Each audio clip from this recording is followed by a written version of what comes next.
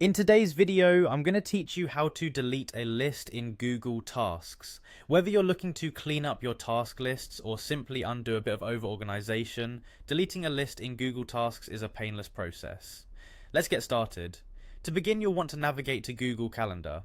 Google Tasks is accessible through your Google Calendar, making it simple to manage your tasks along with your events all in one place. So open your browser and head over to Google Calendar. You might be prompted to log in if you're not already, so ensure you have your credentials handy. Once you're within Google Calendar, direct your attention to the right hand side of the screen. You should see the task icon, which looks like a small blue circle with a white check mark inside. This is your entryway to Google Tasks. Click on this icon and your Google Tasks will open on the side panel. If it's your first time accessing it, take a moment to familiarize yourself with the layout and options available to you. Now within Google Tasks, you'll see your lists.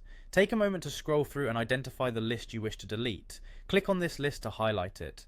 Next, look for an icon that resembles three vertical dots, often referred to as the More icon. It's usually located to the right of the list name. Clicking on these three dots will open a small drop-down menu with several actions you can perform on your list. Since your goal is to remove the list, locate the option that says Delete List.